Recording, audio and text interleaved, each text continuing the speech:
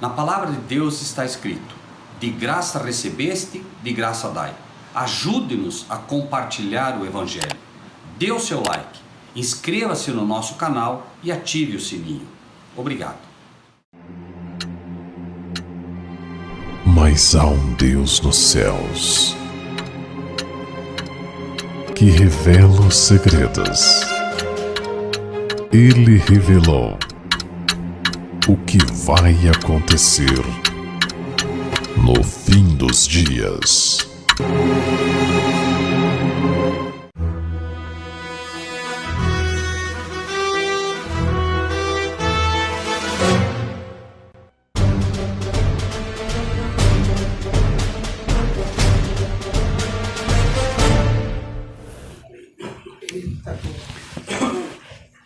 Nós estaremos dando continuidade aos estudos que temos feito.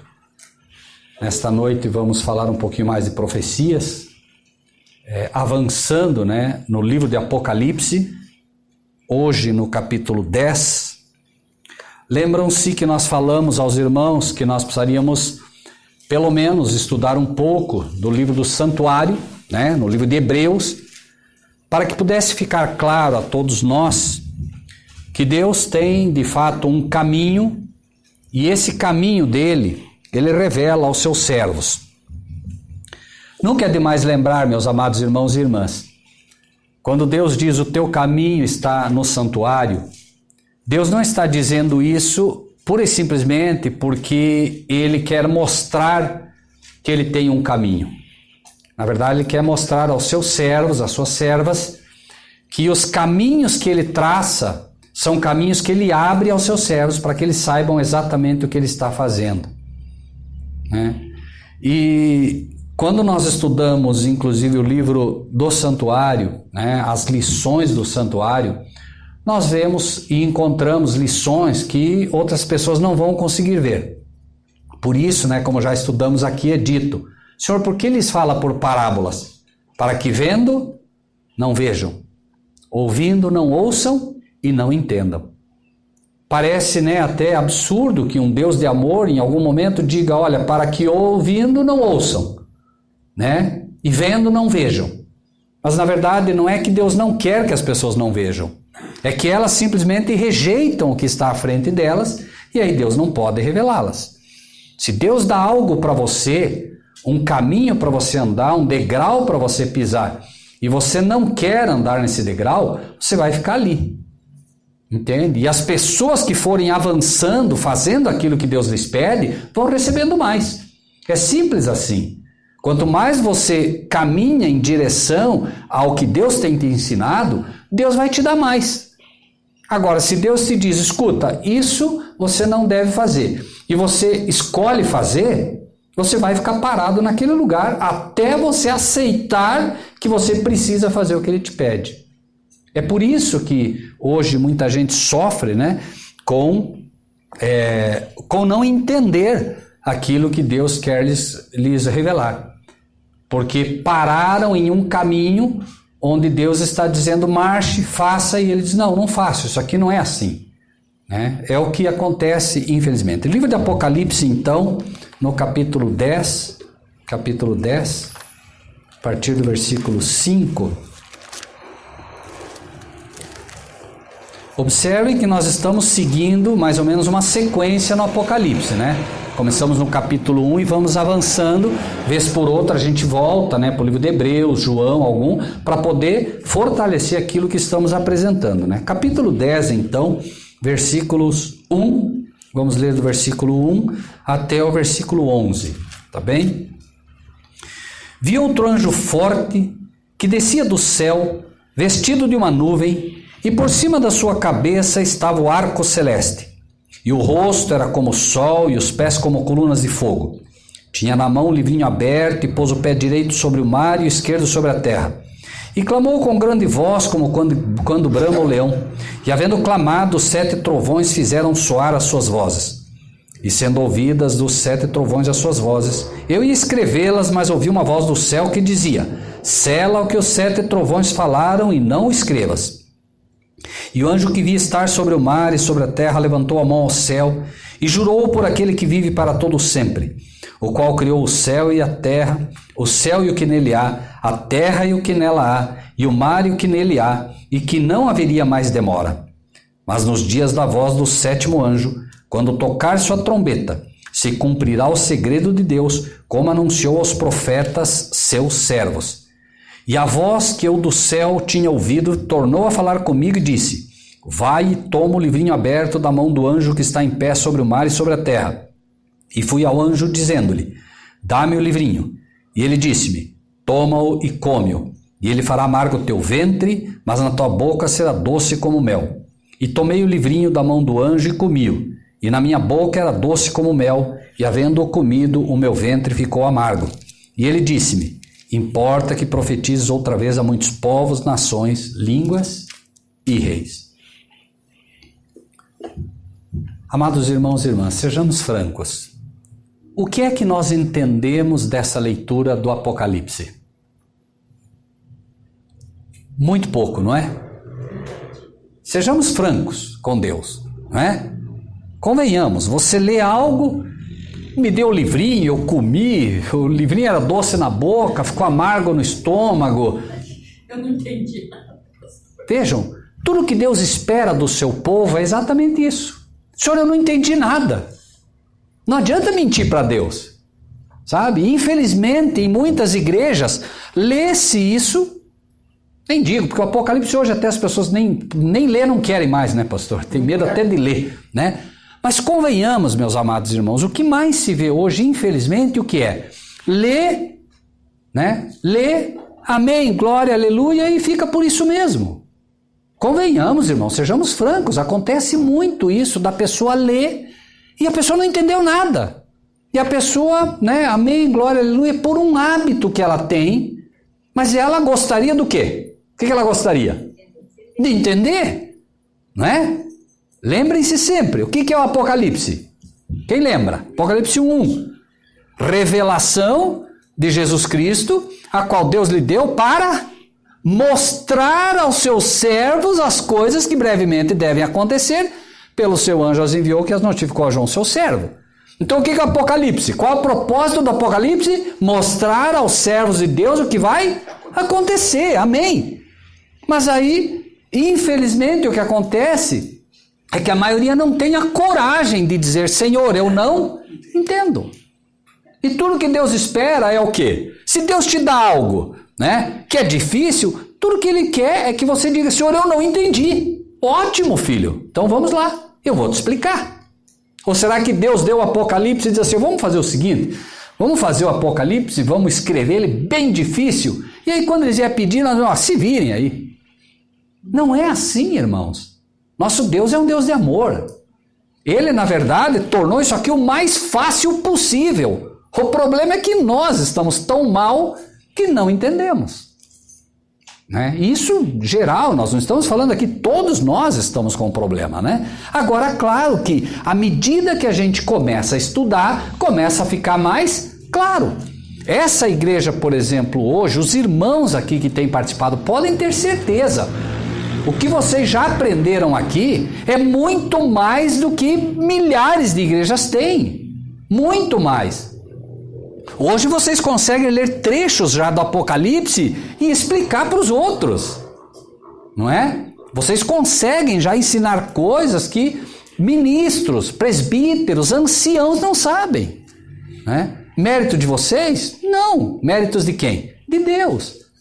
De Deus, que é bondoso e abre ao seu povo, a quem pede, a quem clama, a quem ora, né? Para que possa entender. Então, vamos começar, né? Já oramos pedindo a Deus, né, que nos dê sabedoria para isso.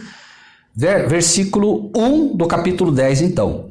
Vi outro anjo forte que descia do céu, vestido de uma nuvem, e por cima da sua cabeça estava o arco celeste, e o rosto era como o sol e os pés como colunas de fogo. Primeiro lugar, ele diz: eu vi um anjo forte, certo? Um anjo forte, pois não? Poderoso. Amém? Um anjo poderoso, um anjo forte. né? A Bíblia podia simplesmente dizer, eu vi um anjo, mas ela faz questão, cada palavrinha tem a sua aplicação. Eu vi um anjo forte. Que anjo forte seria esse? Vamos voltar no próprio Apocalipse então, que a gente acabou de citar, mas nunca é demais lembrar, né? Que anjo forte é esse? Revelação de Jesus Cristo, a qual Deus lhe deu para mostrar aos seus servos as coisas que brevemente devem acontecer, e pelo seu anjo as enviou e as notificou a João, seu servo. Quem é o anjo então? É o próprio anjo de Deus. Não é um dos anjos. Não é um dos anjos qualquer. É o próprio anjo de Deus. É aquele que assiste imediatamente a Deus. É o anjo mais poderoso do céu hoje. Que anjo é esse? Nós vamos encontrar o nome dele lá no livro de Daniel. Esse anjo se chama Gabriel. Certo? Esse é o anjo Gabriel. Quem é o anjo Gabriel? O anjo Gabriel é o anjo que substituiu Lúcifer. Lúcifer cai, certo? Era o anjo mais poderoso do céu. A Bíblia faz questão de dizer que ele era perfeito, formosura, tudo. E ele, quando cai, Deus então chama, e o anjo agora que o substitui é Gabriel. Repito, lá no livro de Daniel vocês vão ver que é o mesmo anjo, tá?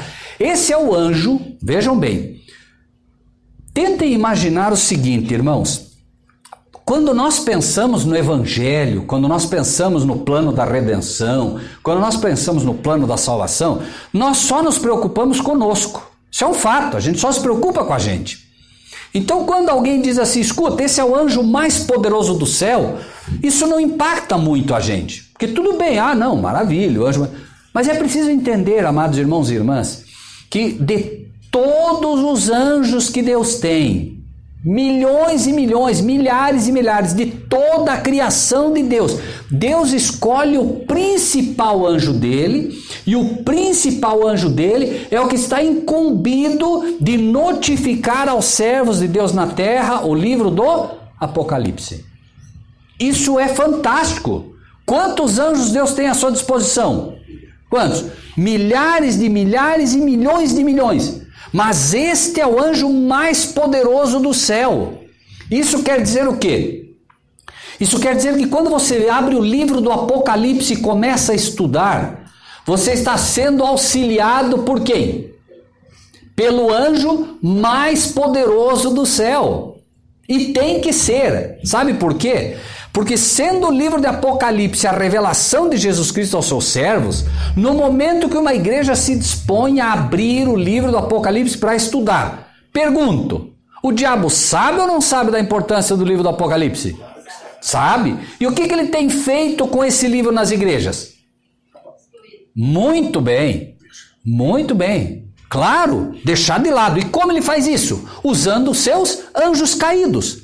Então ele impede que as pessoas consigam compreender esse livro, né? E aí o que acontece? Será que o anjo Gabriel não é mais poderoso? É. A questão é que a igreja precisa aprender a pedir. Pedir. Por quê? Lembram Jesus? Olha que fantástico.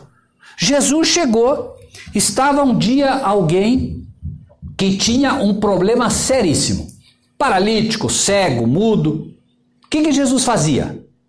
Jesus vinha, imagine você olhando um paralítico, 38 anos paralítico no tanque de Betesda, e chega alguém, olha para o paralítico e diz assim, queres ficar são? Parem para pensar, irmãos. Ótimo, que pergunta, não é? Alguém diz, mas que pergunta? Imagine agora uma pessoa nos dias de hoje, como os seres humanos são hoje, maldosos, né? Quem sabe Jesus chegaria para ele e diria, queres ficar são? Ele diria, o que você acha? Maldade. Graças a Deus que esse homem não fez isso. Por que Jesus disse, queres ficar são? Se é óbvio que o homem queria ficar são. Porque Jesus não vai fazer nada por você sem a tua? Amém. O nome disso é livre-arbítrio. Deus te deu o livre-arbítrio. Se Jesus chegasse e dissesse assim, vou curar essa moça aqui, pegava e curava, sabe o que o diabo faria? O diabo diria, mas peraí, tu não deste o livre-arbítrio a ela? Quem te disse que ela queria ser curada? O que o diabo faz, irmãos? que o diabo é? Acusador. Ele perderia a oportunidade de acusar? Não. Claro que não. Se há alguém que ele não perderia a oportunidade de acusar, é a Cristo. Tanto que ele fez isso o tempo todo, tentando derrubar Cristo. Como ele acusava Cristo? Através dos fariseus da época. Chamavam Cristo de bastardo, né? Chamavam tudo que era nome. Por quê? Porque Cristo não tinha um pai humano. Então ele dizia, esse é um bastardo, filho de uma prostituta. Imaginem, irmãos. Isso de líderes religiosos, pastor, imagine. Pessoas que deveriam conhecer as profecias. Então o diabo não perde a oportunidade. Então a palavra de Deus se levanta poderosa no livro do Apocalipse com a mesma ideia. É preciso que a igreja peça. O que essa igreja fez para poder receber a luz do Apocalipse? Pediu. Agora a igreja pediu. A igreja pode imaginar que veio um sujeito, um belo dia, o Rogério, o pastor, seja alguém. Veio simplesmente aí porque era. Não. Veio porque a igreja pediu. E Deus envia. A igreja, irmãos, ela é completa quando ela tem os dons do Espírito. Um é dado o dom de ensino, outro é dom da cura, outro é dom da oração, outro é dom... É assim, irmãos. A igreja pediu. A igreja pediu o quê? Pediu que pudesse aprender, amém. Deus olhou, atendeu. E o anjo agora, ele precisa realmente atender aqueles que vão estudar o livro do Apocalipse, porque no momento que a igreja vai começar a estudar o livro do Apocalipse, o que tiver de demônio que puder entrar e atrapalhar, vai fazer, irmãos. Mas aí quem vem? Vem o anjo mais poderoso do céu, diz, não, aqui vocês não entram. Vão procurar outro lugar, aqui não. Glória a Deus. Lembrem-se, irmãos, é o mesmíssimo anjo que veio quando Jesus estava na tumba. Quem lembra o que aconteceu? Jesus está na tumba, dormindo, vem um anjo poderoso e o que acontece? Haviam, irmãos, eu sei que existem coisas que você pensa que a Bíblia não fala, mas tem que ler as entrelinhas dela. Parem para pensar.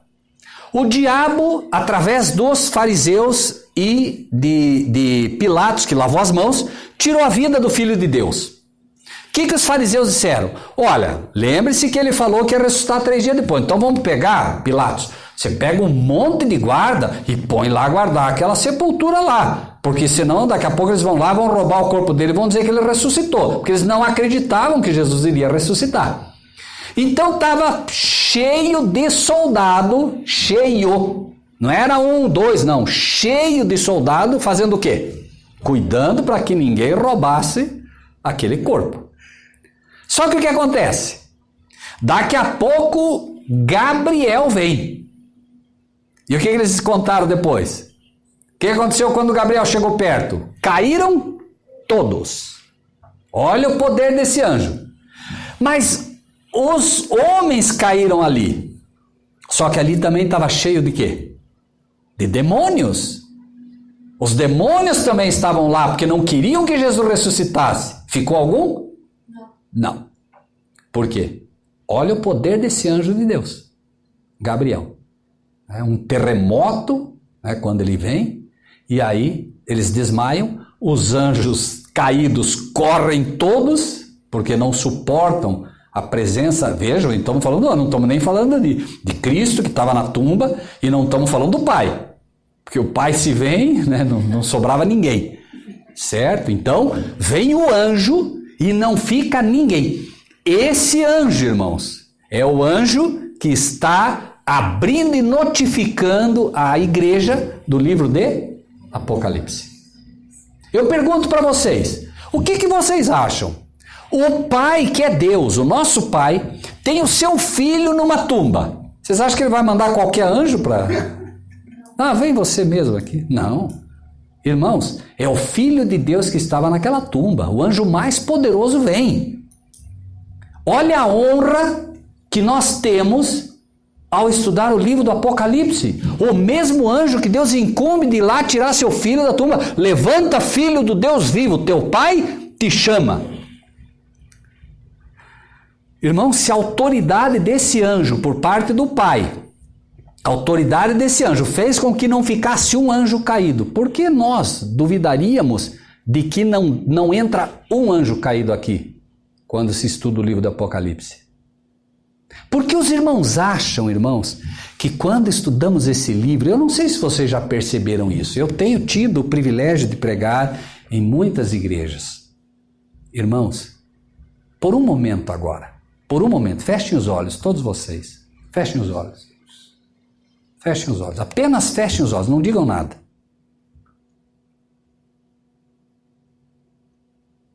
Abram. O que vocês ouviram? Nada.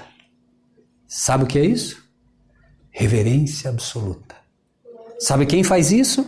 Os anjos de Deus. Amém. Irmãos, não é por nada. Há tempo de louvar, não é? Há tempo de orar, há tempo de cantar, mas há tempo de escutar, ouvir.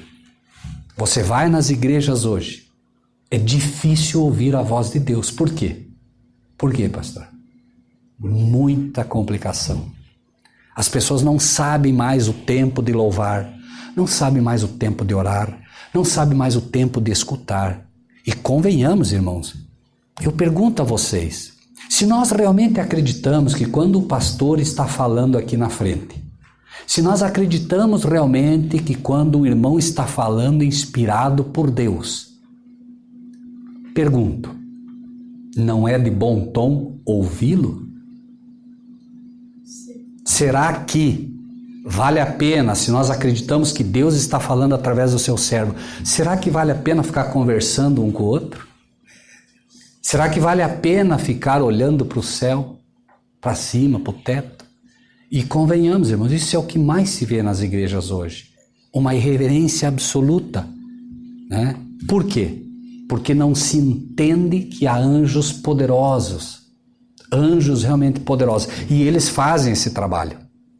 Agora, quando você tem dentro de uma igreja um anjo como esse, por conta do livro de Apocalipse, pode ter certeza, a reverência será absoluta.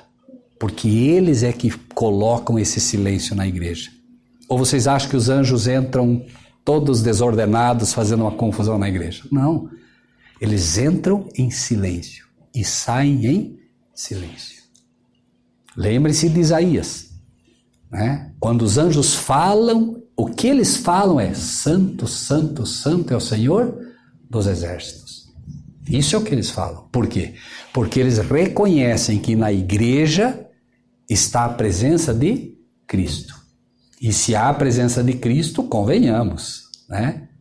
Quem de nós será que estaria hoje ouvindo a Cristo? Imagine Cristo lá no Monte das Oliveiras falando e eu dando uns cutucão no pastor. Pastor, e o que o senhor acha disso? O que o senhor acha daquilo? E a irmã cutucando a irmã. Irmã, escuta, gostei do seu vestido, irmão. Bonito.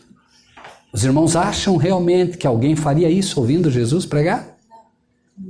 Reverência. Ah, muito bem. Né? Vi outro anjo forte que descia do céu vestido de uma nuvem e por cima da sua cabeça estava o arco celeste. Olha que interessante isso, irmãos. O arco celeste sobre este anjo. No livro de Ezequiel, capítulo 1, eu vou ler, não precisam ir até lá, apenas anotem, quem gosta de anotar. Quero ler para vocês o versículo 28. Diz assim, 27 primeiro. Vi como a cor de âmbar, como aspecto de fogo pelo interior dele, desde a semelhança dos seus lombos e daí para cima, e desde a semelhança dos seus lombos e daí para baixo. Vi como a semelhança de fogo e um resplendor ao redor dele. Nós imaginamos um anjo, mas não temos a menor noção do que é um anjo de Deus.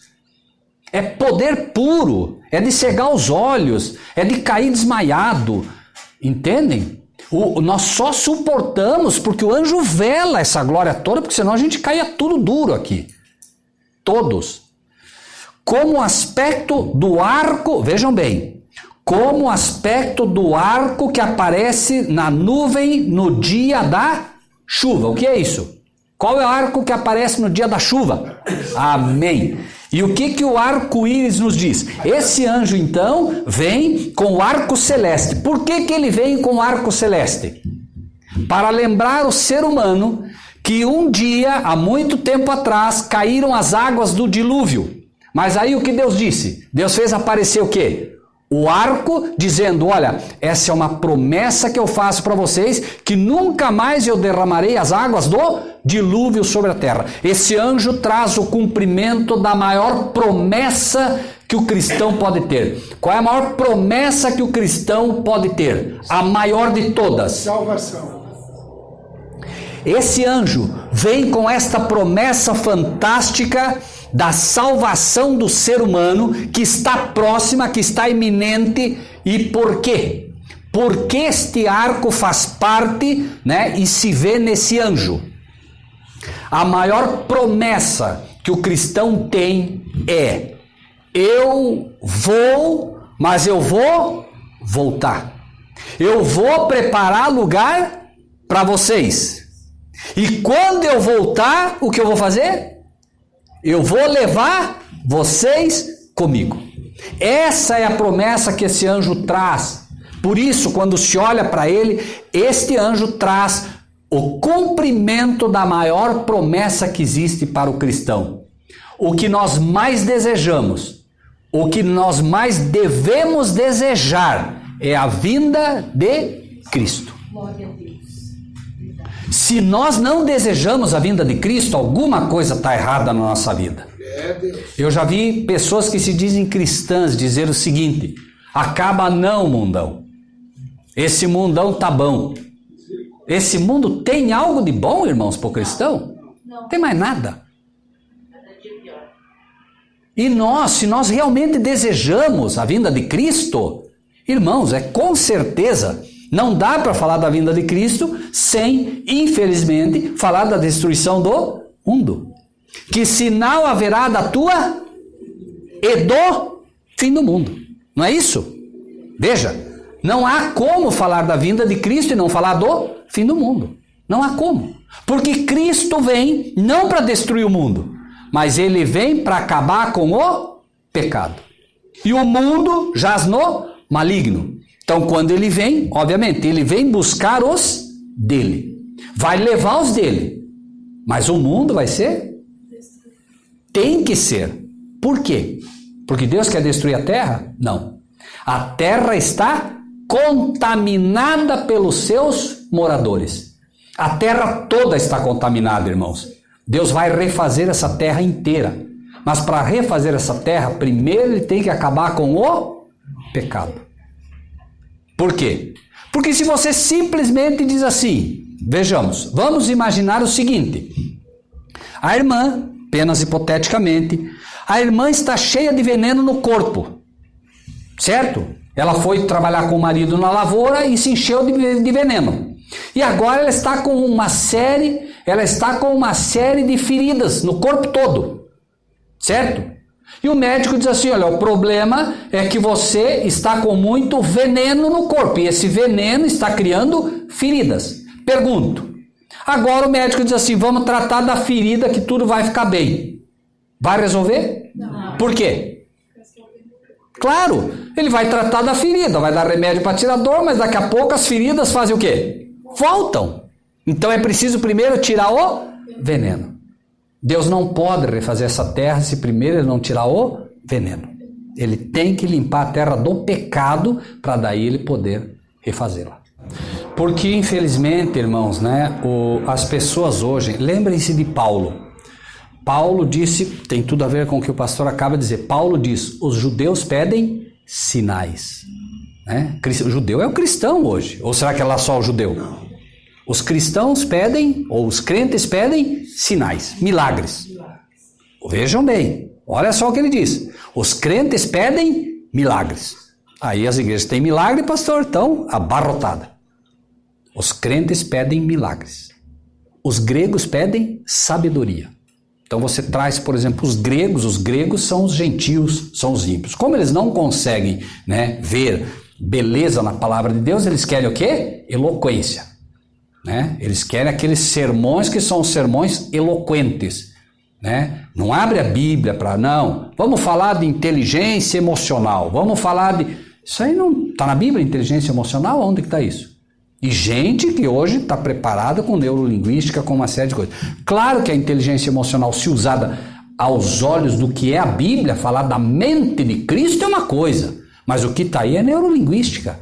E aí, como disse o pastor, as pessoas não têm coragem de falar e vai levando.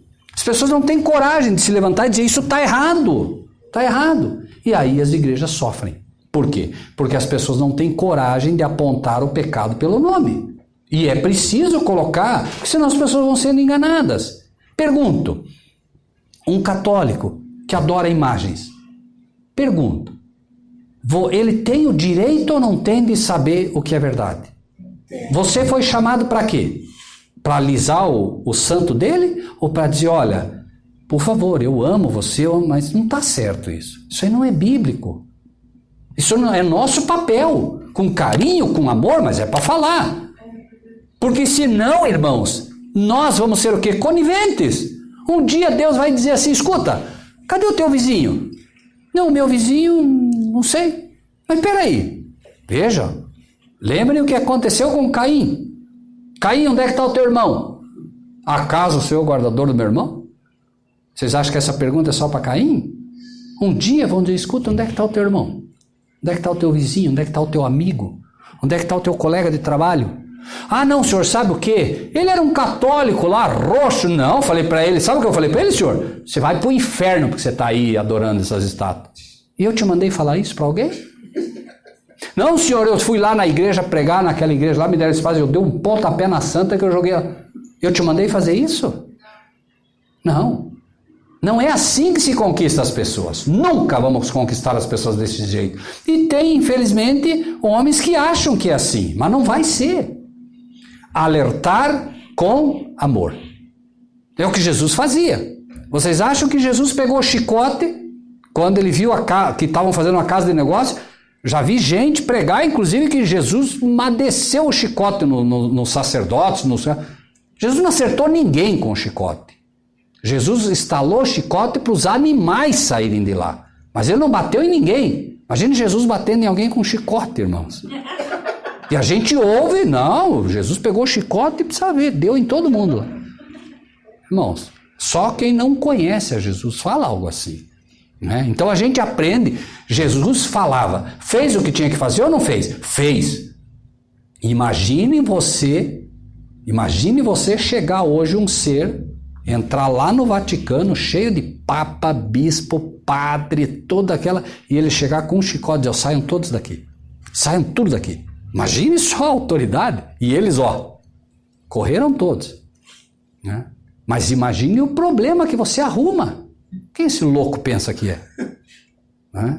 Não foi? Só quem tem autoridade. E vocês sabem que Jesus, quando expulsou as pessoas do templo, os líderes que estavam lá fazendo aquilo tudo, os líderes correram, mas daqui a pouco eles pararam e disseram, mas peraí, nós estamos fugindo de quem? Não, vocês estão fugindo porque para eles Jesus era um mendigo, era um coitado. Eles não acreditavam que Jesus era. Não, vamos voltar lá e vamos. Não, peraí, o que ele está pensando? Quando voltaram lá, havia um silêncio. Jesus com as criancinhas agora, não tinha mais nenhum animal lá dentro. Eles próprios, eles não tiveram mais nem coragem. Mas sabe o que aconteceu? Vocês lembram quantas expulsões houve? 2. Então eles daí, com tudo que aconteceu, eles ficaram envergonhados. Falaram, não, deixa, nós vamos pegar ele. Sabe o que aconteceu? Pouco tempo depois, Jesus expulsou todo mundo de novo, eles correram mais rápido ainda. Irmãos, é terrível. Vejam, não adianta, você contra Deus não tem jeito. Poder de Deus não adianta. Eles queriam realmente, disseram, não, a próxima vez ele vai ver só.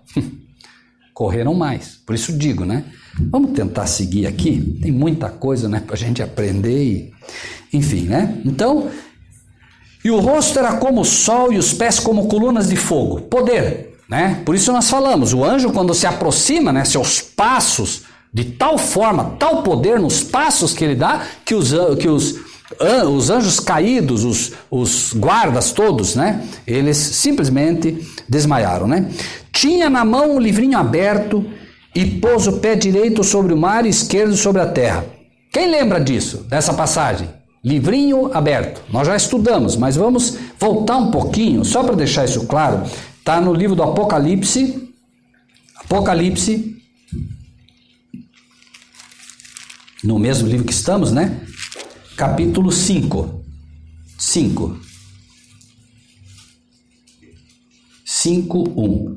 Vi na destra do que estava sentado sobre o trono um livro, escrito por dentro e por fora selado com 7 selos. E vi um anjo forte. Quem é esse anjo? Gabriel. É o mesmo ou não é? Não é o mesmo anjo forte, irmãos? Sim. Vi um anjo forte bradando com grande voz. Veja que a Bíblia é toda sincronizada, irmãos. A gente não erra, né? Vi um anjo forte bradando com grande voz. Quem é digno de abrir o livro e de desatar os seus selos? E ninguém no céu, nem na terra, nem debaixo da terra podia abrir o livro, nem olhar para ele. Mas aí, na sequência do livro, quem lembra o que acontece? O livro estava na mão de quem? Do Pai. Que mão estava? Na mão direita. Por que na mão direita, irmã? Mão do favor. Mão do favor. Estava sendo oferecido a alguém. Pergunto, se Deus está oferecendo a alguém e ninguém pode abrir, o problema está em Deus ou o problema está naqueles que não podem abrir? Só quem poderia abrir era Cristo. Agora Cristo vem, abre e nós vamos ver o cumprimento do Apocalipse. Revelação de Jesus Cristo, a qual Deus lhe deu, para mostrar aos seus servos as coisas que brevemente devem acontecer. Então o que está acontecendo ali é isso. O Pai está com o livro, Jesus agora vem, certo? E ele é o único que pode abrir. E que livro é esse? É o livro de Daniel, certo? Lembrem-se que Daniel 12 vai mostrar o livro selado lá, que é o livro de Daniel. Sela o livro, tá? Esse livro então agora é aberto. Lá no capítulo 5 foi aberto. Jesus entregou para quem? Para o anjo. O anjo agora vem e agora a gente consegue entender o que está acontecendo, né? O anjo agora tinha na mão um livrinho aberto e pôs o pé direito sobre o mar e o esquerdo sobre a terra. Vai ficar algum ponto sem ouvir a mensagem? Não. O pé dele aqui indica que vai ser, indica toda a extensão. Não tem mar, não tem terra que não vai chegar. Ele vai alcançar todos os pontos, né? E clamou com grande voz. Não é o mesmo que nós vimos lá? O anjo que clama com grande voz. Isso quer dizer o quê? Que essa mensagem final vai alcançar toda a terra também, certo? Ele clama com grande voz, muito poder, certo? E como quando brama o leão. Quem é o leão? Ele fala com a autoridade do filho, certo? Como quando brama o leão. Ele fala como o leão da tribo de Judá. Poder, coragem, força, certo? E o que diz ali? E havendo clamado, o que aconteceu? Versículo 3, 10, 3.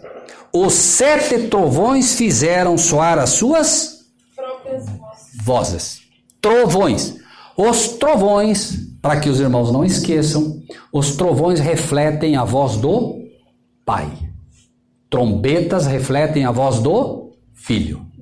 Certo? Trovões, voz do Pai. Trombeta, voz do Filho. Certo? O que a trombeta faz? A trombeta te indica se é para ir, se é para voltar, se é para parar, não é? Indica. E as trombetas na Bíblia são voz de misericórdia. Certo? O trovão, é só você pensar. Você está dentro de casa, daqui a pouco um trovão. O que acontece? Treme até os vidros. Hã? Treme até os vidros. Treme até os vidros. Muito bem colocado. Treme até os vidros. Por quê? É a voz do Pai. Não é que o Pai está falando pelo trovão. Por favor, ele está dando uma analogia. Está mostrando. Mas o cristão, quando ouve o trovão, veja bem, o cristão quando ouve o trovão, precisa ter medo? Precisa ter medo? Por que não? Porque ele sabe que a analogia é a voz do Pai. E nós não podemos ser como os antigos. Moisés, fala conosco e te ouviremos. E não fale Deus conosco para que não morramos. Não.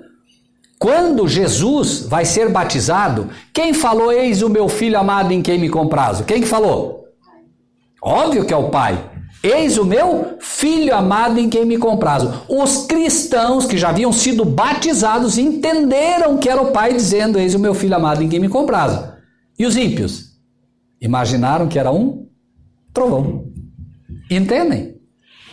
Daqui a pouco, Deus vai falar e o cristão vai ouvir a voz do pai falando. Sim ou não? Hoje não suportamos. E como é que nós treinamos para ouvir a voz do pai falando a nós?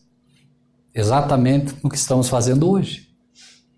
Nós estamos treinando para ouvir a voz de Deus. Hoje, nós ouvimos através de um pobre mensageiro pecador. Daqui a pouco nós vamos insistindo, vamos ouvindo o Apocalipse e nossos ouvidos vão sendo treinados para ouvir a voz de Deus. E sabem por quê? Vamos seguir que vocês vão ver por quê. Quantos trovões soaram as vozes?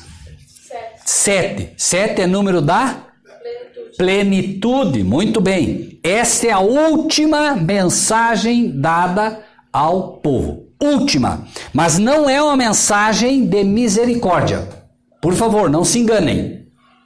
Não é mais mensagem de misericórdia. A misericórdia já acabou. Aqui quem está salvo, quem está perdido. Porque são os 7 trovões. O que tinha que ser dito já foi falado. Todas as mensagens que tinham que ser dadas para a salvação já foram dadas. Essa é uma mensagem só para os servos de Deus. Só. Não converte mais ninguém essa mensagem. E vocês vão ver por quê. Como pode uma mensagem de Deus que não converte mais ninguém? Vejam. Vamos ver. Os 7 trovões fizeram soar as suas vozes. E sendo ouvidas dos 7 trovões as suas vozes, eu ia escrevê-las. Mas ouvi uma voz do céu que dizia, sela o que os 7 trovões falaram e não o escrevas. Prestem atenção, irmãos. Havia um livro selado, sim ou não? Sim. Sim. Estava na mão do pai. Sim. Ok? Era um livro que foi selado na época de Daniel e disse, Daniel, levantar-te-ás no fim dos dias. Então, no fim dos dias, abriu o livro. Sim ou não? Sim. Estamos nos fins dos dias, sim ou não? Como sabemos disso? Sabemos porque o livro está aberto. Se não fosse o fim dos dias, nós nem conseguiríamos aprender o que estamos aprendendo. Só aprendemos porque o livro foi aberto. Revelação de Jesus Cristo, a qual Deus lhe deu. Jesus, quando estava na terra, quem lembra o que ele disse sobre a vinda dele? O dia e a hora? Ninguém sabe. Somente quem? Somente o Pai. Ok. Somente o Pai. Vamos ler devagarinho. De novo, versículo 4. Sendo ouvidas dos 7 trovões as suas vozes, eu ia... Quem ia escrever? Quem ia escrever? João. Quem foi que escreveu o livro do Apocalipse? João. Quem está falando que ia escrever? João. Ele ia escrever, ele ouviu. O anjo foi lá, clamou ou não clamou? Nós não sabemos o que, mas ele clamou ou não clamou com potente voz? Grande voz, clamou. Ele clamou algo. O João falou, vou escrever. O que foi dito para ele? Ouviu uma voz do céu que dizia, sela o que os 7 trovões falaram e não escreva. Está escrito? Não. Não está porque ele não escreveu. Ele não escreveu. Se ele tivesse escrito, estava. Agora, vamos ver. E o anjo que vi estar sobre o mar e sobre a terra levantou a mão ao céu. Olha só, agora levanta a mão ao céu num juramento solene. E jurou por aquele que vive para todo sempre, o qual criou o céu e o que nele há, a terra e o que nela há, o mar e o que nele há, que não haverá mais... Demora. Veja, ele não escreveu. Não escreveu. Mas o anjo agora faz um juramento solene. Não vai mais haver... Repito. Qual é a grande esperança do povo de Deus nessa terra? Qual é a maior promessa que o povo de Deus nessa terra espera? Eu vou preparar lugar para vocês e eu vou voltar para buscar vocês. A vinda de Cristo é a maior promessa. E qual era o segredo de Deus? Qual era o segredo de Deus? Aquilo que só o Pai sabia. O que é que só o Pai sabia? O dia e a hora da vinda do Filho. Sim ou não? Sim. Muito bem. Mas aí o livro foi aberto, ele não escreve, e olha o que ele diz agora, ó. 6, de novo. Jurou por aquele que vive para todos sempre, o qual criou o céu e o que nele há, a terra e o que nele há, o mar e o que nele há, e que não haverá mais demora. Vamos para o livro de Hebreus rapidinho, bem rapidinho. Livro de Hebreus, capítulo 10, Hebreus 10, 35 ao 39. Vou ler rapidinho para não cansar.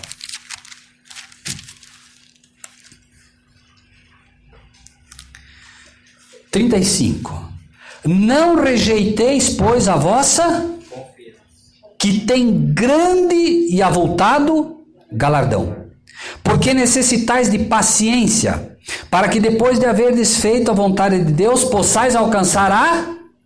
Qual é a promessa que nós esperamos? Amém. Porque ainda um pouquinho de tempo. E o quê? E o que, irmãos? E o que há de vir? Virá, e não tardará. Do que ele está falando? Da vinda de Cristo. Mas o justo viverá da fé. E se ele recuar, a minha alma não tem prazer nele. Então, paciência. O que há de vir? Virá. Hoje você lê isso e não entende tanto. Mas daqui a pouco, irmãos, já está acontecendo, mas vai ser pior. Você vai dizer assim, Cristo está vindo. Ah, vocês falam dessa vinda de Cristo aí desde que... Não é assim? Ah, vocês ficam falando da vinda de Cristo aí sempre. E Deus está dizendo, paciência. O que há de vir, virá. Não se preocupe, deixe que falem. Deixem que falem. Deus está... Porque Deus sabe que nós vamos passar por isso, ou não sabe? Ele está consolando o seu povo. Paciência. Eu sei que vocês vão ser atacados, eu sei o que vão falar, mas paciência, porque o que há de vir, virá. Deixe que falem que não vem. Deixa que falem que desde os pais já, apodreceu, não. Podem ficar tranquilos. O que há de vir, virá. Então, agora fica fácil para entender isso também, né? Versículo 7. Mas nos dias da voz do sétimo anjo. Sétimo é o último. Quando tocar a sua, se cumprirá o quê? Segredo de Deus, como anunciou os profetas, seus servos. Que segredo é esse? Só havia um segredo, irmãos. Só. Era a única coisa que Deus não revelou ao seu filho até lá. Por isso ele disse, o dia e a hora, ninguém sabe. Somente o meu Pai. Havia alguma outra coisa que não tinha? O Pai agora revela, certo? O Pai revela. O Filho já sabe. Revelação de Jesus Cristo, a qual Deus lhe deu. Hoje o Filho já sabe. E quem mais já sabe? Além do Filho? O anjo. O anjo falou ou não falou? Ele só disse para João, não escreva. Mas ele sabia ou não sabia? Claro. Tanto que ele disse, não escreva. Agora o anjo já sabe. Por quê? Revelação de Jesus Cristo, a qual Deus lhe deu para mostrar aos seus servos as coisas que brevemente devem acontecer. Então, quem sabia? O Pai. O Pai entregou para quem?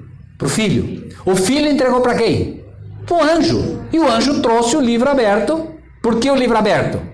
Para que nós possamos entender. O livro estava selado, agora está aberto e nós podemos entender. Não é que é aberto porque agora está... Não, aberto para o nosso entendimento. Correto? Muito bem. Agora, vamos para o livro e com isso a gente já prepara o encerramento. Vamos para o livro de 1 Coríntios, quem gosta de anotar, anote. 1 Coríntios, capítulo 15. 1 Coríntios... Versículo 52. 15. Perdão, vamos para o 51, tá? Olha só isso que impressionante, irmãos. Vejam como a Bíblia é toda o quê? Ligada. É ou não é? Lá disse o quê? Nos dias da voz do sétimo anjo, quando tocar a sua trombeta. O anjo é o sétimo. Que trombeta que ele vai tocar? A sétima, né? Agora veja, 1 Coríntios 15, 51. Eis aqui vos digo o O quê? O que disse lá que era o quê? O que disse lá? Não era um segredo? Mistério? Sim ou não? Eis aqui vos digo um mistério, um segredo. Na verdade, nem todos dormiremos, mas todos seremos. Quem quer me explicar isso? Quem me explicaria isso? Eis aqui, eu digo um mistério para vocês. Nem todos. O quê? Nem todos. Mas irmãos. Nem todos desceram a sepultura. Amém. Viu? Meus irmãos aprenderam? Porque senão nem todos dormiremos. Mas peraí, todo mundo dorme. Nem todos desceremos à sepultura. Nem todos dormiremos. Olha que interessante. Mas peraí, como assim? A Bíblia não diz que só há uma certeza que todos morrem?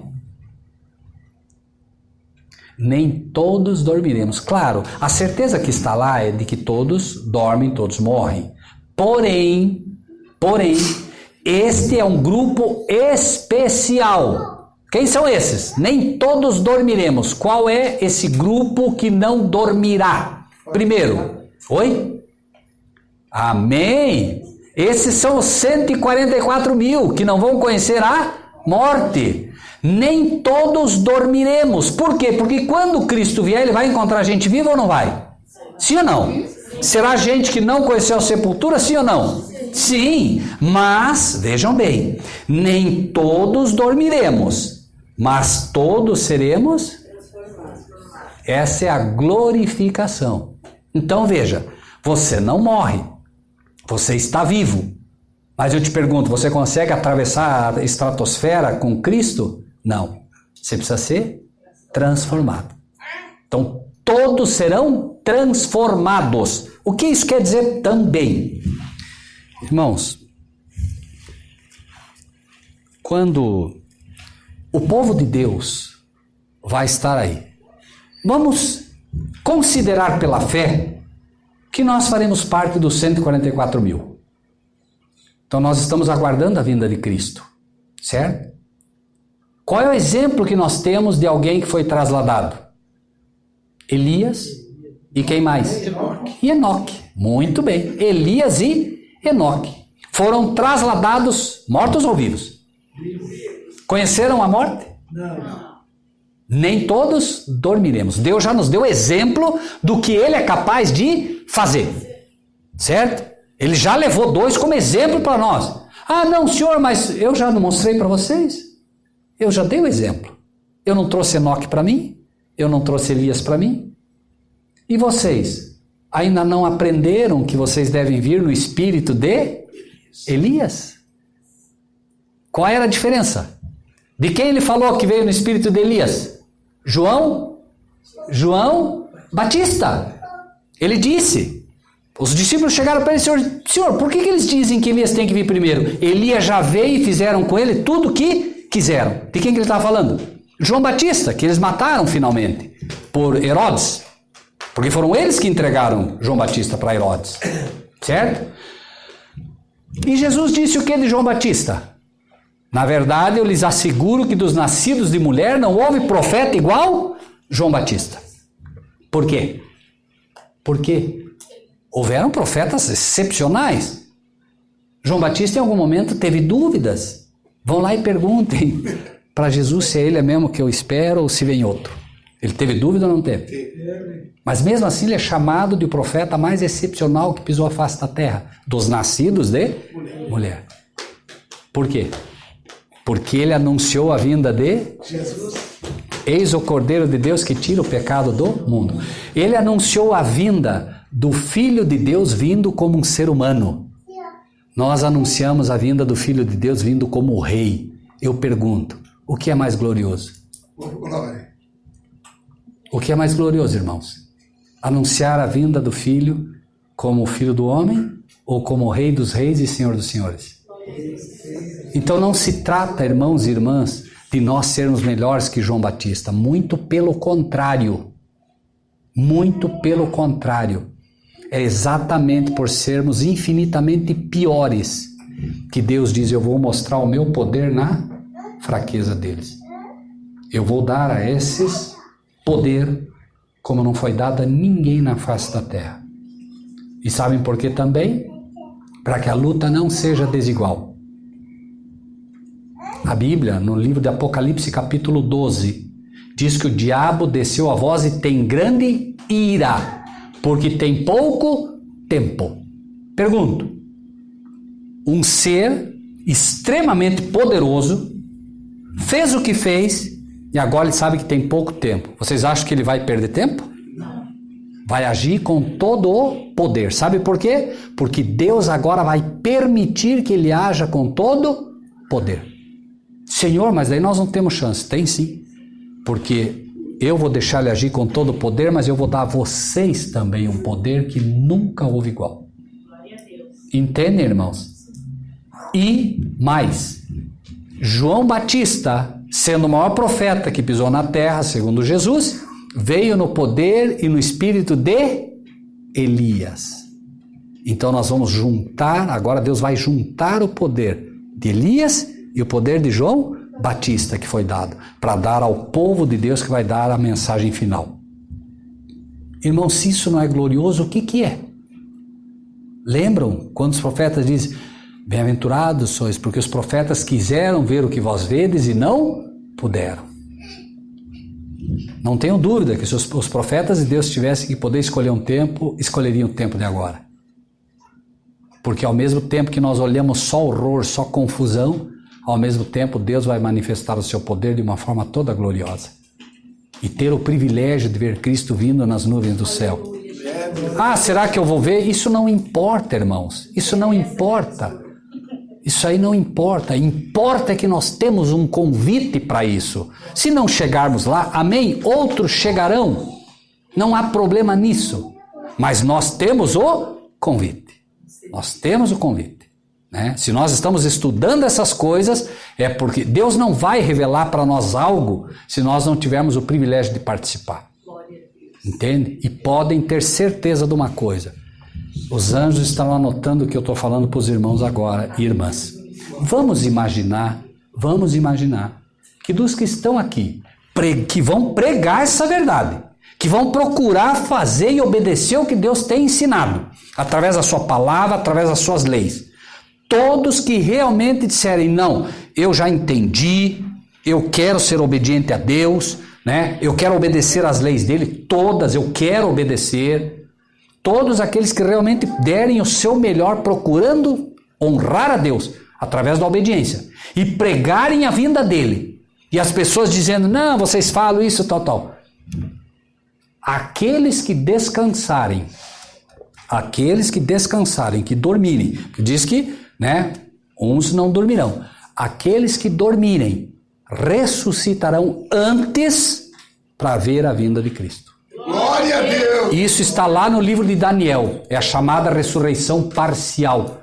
Daniel, levantarás nos fins dos dias, certo? Então, acreditem, irmãos, eu não falo aqui o que não sei, eu não falo o que eu acho. É o que está na Bíblia, é o que está escrito, amém. Por quê? Porque você prega a vinda de Cristo e eles estão dizendo, pastor, o que é isso, pastor? Cadê Cristo, pastor? E aí o pastor está lá no leito de morte, exemplo hipotético, está lá no leito de morte. Esse pastor aí falou que ia ver Cristo vir. Pregou aí. Aquela irmã lá, tá vendo essa irmã aí? Morta aí, falou que ia ver Cristo vir. O que você acha? Tá aí morta agora, vai ver Cristo vir que jeito? Vai ver sim, vai ver que jeito. Deus é um Deus que cumpre as promessas. Você pregou a vinda dele, ele vai te permitir ver, então ele vai te permitir ver a realização das tuas esperanças, daquilo que você pregou. Porque a fé é a firme convicção das coisas que não se veem. Com isso encerramos, irmãos. Então, voltamos para Coríntios, tá? Voltamos para Coríntios, né? Eis aqui vos digo um mistério, na verdade em todos dormiremos, mas todos seremos transformados. Num momento, num abrir e fechar de olhos. Quanto tempo Deus leva para fazer um milagre? Quanto tempo, irmãos? Um abrir e fechar de olhos. Né? Ante a última trombeta, porque a trombeta soará e os mortos ressuscitarão e nós seremos. Irmãos, a sequência bíblica é válida também. A trombeta soa. Acontece o que primeiro? Os mortos ressuscitam. Ressuscitam os mortos que vão ver Cristo vir nas nuvens do céu. Antes, já ressuscitaram. Nesse momento, ressuscitam os que morreram em Cristo de todas as épocas possíveis e imagináveis. Lembrem-se, os servos de Deus já ressuscitaram antes, para ver Cristo vir. Agora ressuscitam os que morreram em Cristo, todos que morreram em Cristo, ressuscitam antes. Depois é que nós seremos o quê? Trasladados. Depois, transformados, juntos todos são transformados. Ressuscitam os que morreram em Cristo, certo? Ressuscitam os que morreram em Cristo. Todos são transformados juntos. E todos vão, como? Juntos. Me entendem, irmãos? Todos vão juntos. Querem ler melhor para que isso fique mais claro?